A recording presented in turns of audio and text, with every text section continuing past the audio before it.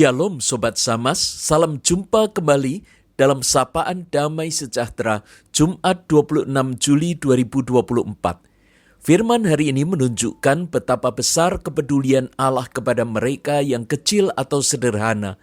Allah membimbing serta melindungi mereka untuk beriman dan percaya kepadanya. Mari kita bersama membuka diri serta memohon bimbingan Roh Kudus untuk menerima kebenaran firman-Nya. Allah sumber hikmat yang penuh rahmat, kami bersyukur atas kepedulian-Mu kepada kaum sederhana. Engkau telah mengaruniakan iman percaya sehingga mereka dapat mengenal serta mempercayakan diri kepadamu. Kami mau belajar tentang kepolosan dan ketaatan mereka kepadamu. Dalam nama Yesus kami berdoa. Amin.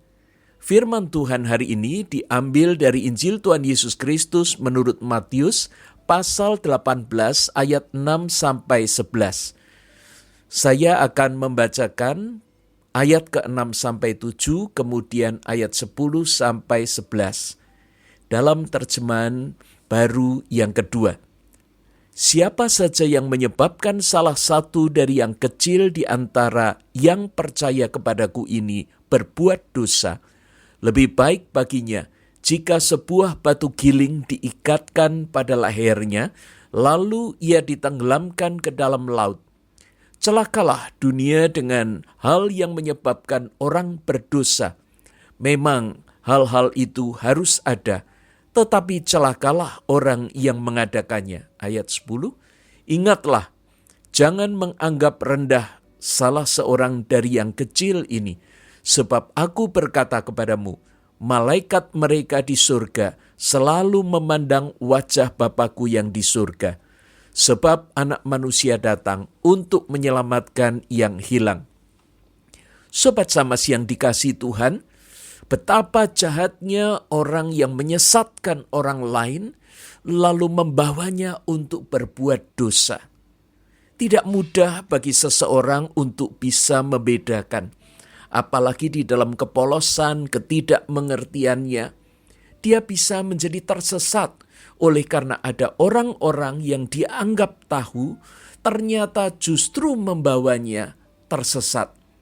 Sobat Samas yang dikasihi Tuhan, hari ini kita akan belajar ada 2 poin penting di dalam bacaan ini. Yang pertama, kita akan melihat tentang bagaimana seorang itu bisa percaya dan tidak takut. Maka kita memperhatikan poin yang pertama ini, percayalah, jangan takut. Kadang orang tidak mau percaya ataupun tidak mau mempercayakan diri kepada Tuhan Yesus karena terlalu banyak pertimbangan. Banyak yang dikhawatirkan, tidak yakin akan pemeliharaan Tuhan. Dan bacaan hari ini menyadarkan kita akan kepedulian Tuhan Yesus kepada mereka yang dianggap sebagai orang kecil. Dalam ayat 10, Tuhan Yesus menyebut mereka yang telah percaya namun masih sering bingung atau bisa disesatkan. Ini sebagai orang-orang yang kecil. Terjemahan baru yang pertama menerjemahkan sebagai anak-anak kecil. Ini mau menunjukkan bahwa mereka itu begitu sederhana. Sehingga seperti anak-anak mereka itu masih mudah untuk disesatkan. Jadi sebetulnya bukan anak-anak kecil secara usia.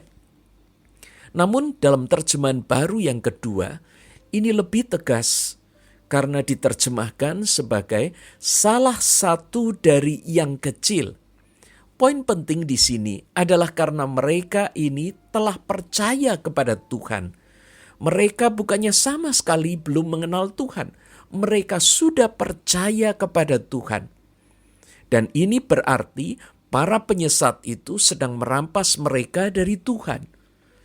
Bahkan kepada mereka yang tersesat karena ketidakpahaman ataupun tekanan dari para penyesat itu, Tuhan Yesus mau datang untuk menyelamatkan mereka. Sikap Tuhan Yesus menunjukkan kepedulian yang luar biasa, sekaligus kasih Allah yang penuh rahmat. Dan di ayat yang ke-11 kita melihat sebuah catatan. Sebab anak manusia datang untuk menyelamatkan yang hilang. Selama kita masih membuka diri kepada Tuhan Yesus, anugerah Allah masih tersedia bagi kita. Jika kita menyadari kelemahan dan kegagalan kita di masa yang lalu, jangan putus asa ataupun tawar hati. Segeralah datang kepada Allah. Karena mata Allah yang penuh kasih itu senantiasa memandang kepada kita. Kasih-Nya menarik kita kembali kepada pertobatan dan anugerah pengampunan. Dengan sabar Dia menanamkan pengertian serta mengajar kita penuh hikmat, sehingga iman percaya kita dari hari ke hari akan makin teguh. Yang kedua, kita akan belajar, jangan menjadi penyesat. Di samping menunjukkan kepeduliannya kepada orang kecil, Yesus juga memberikan peringatan keras kepada para penyesat. Karena keterbatasannya, orang kecil sering dianggap rendah, bahkan diperdaya. Dalam terjemahan bahasa Indonesia sehari-hari dikatakan, awas, jangan menghina salah satu dari orang-orang yang kecil ini. Karena ada malaikat yang menjaga mereka dan selalu ada di hadapan Allah. Penjagaan yang dimaksud bukanlah pemanjaan. Bukan berarti orang-orang kecil atau sederhana ini bisa terus meminta atau membiarkan dirinya dibodohi, menuntut yang ini dan itu kepada Allah. Namun sebenarnya ini mau menunjukkan bahwa Allah peduli akan kesederhanaan iman atau percaya mereka. Sehingga penyesatan dianggap sebagai sesuatu yang fatal. Dan hukumannya adalah mengikatkan batu giling atau batu kilangan pada lehernya, lalu ditenggelamkan ke dalam laut.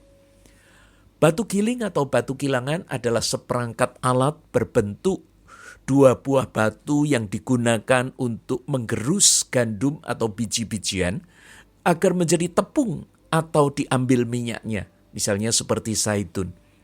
Besar kecilnya alat tersebut ditentukan oleh kebutuhannya. Ada batu kilangan kecil yang biasa digunakan para wanita di dapur. Namun juga ada yang besar. Bahkan untuk menggerakkannya dibutuhkan tenaga hewan seperti keledai atau lembu. Baker Encyclopedia of the Bible memperkirakan diameter batu giling ini itu bisa antara 4 atau 5 kaki. Jadi sekitar 1,2 meter atau 1,5 meter. Dan ini diputar menggunakan galah yang ada di pinggirnya. Batu giling sendiri terdiri dari 2 bagian, yaitu batu giling bagian bawah dan batu giling bagian atas. Batu giling bagian bawah ini berfungsi untuk menampung tepung atau minyak yang dihasilkan. Sedangkan batu giling bagian atas, bagian yang digerakkan di bagian atasnya itu ada cekungan dan lubang, di mana biji-bijian yang akan dihaluskan ditampung dan masuk ke lubang ke arah bawah untuk digerus atau dihaluskan. Batu giling yang dipakai dalam perumpamaan bacaan ini adalah batu yang bagian atas pada perangkat yang besar. Jadi bukan batu pada perangkat kecil seperti yang digunakan di dapur. Penggunaan batu giling di sini menunjukkan betapa berat kesalahan yang telah dilakukan oleh orang yang menyesatkan itu. Serta betapa berharganya setiap jiwa, meski mereka sering dianggap sebagai orang kecil. Yesus ingin agar mereka semua yang telah percaya kepadanya diselamatkan. Dan tidak satu pun yang disesatkan.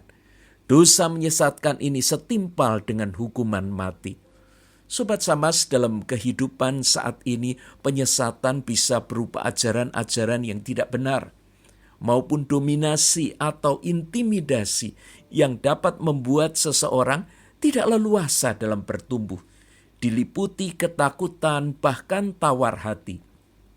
Jika Tuhan mempertemukan kita dengan orang kecil seperti pada bacaan di atas, maka seharusnya kita menyatakan kepedulian seperti yang ditunjukkan Tuhan Yesus, sehingga mereka makin dikuatkan dan menjadi orang yang dewasa secara rohani. Ingatlah bahwa kita pun dulu seperti mereka. Ada orang-orang yang Tuhan kirimkan untuk membimbing dan menguatkan kita, hingga kita dapat menjadi seperti sekarang ini. Karena itu mari memberi perhatian pendampingan dan dukungan sehingga mereka tidak menjadi korban dari para penyesat. Mari memohon kepada Allah untuk memberi kita hati yang penuh belas kasih, agar iman percaya kita makin teguh, tidak terombang-ambing oleh penyesat. Allah sumber hikmat, beri kami ketaatan agar rendah hati, memberi diri didampingi Roh Kudus, agar pengajaran firman-Mu menjadi dasar yang kokoh bagi kehidupan iman kami. Berikan pula kepada kami hati yang tidak memandang rendah kepada mereka yang kecil, tidak pula menjadi penyesat. Sebaliknya, dengan penuh kasih, memedulikan mereka, agar terus bertumbuh, makin kuat serta bersatu dalam persekutuan tubuh Kristus. Dalam nama Yesus kami berdoa. Amin.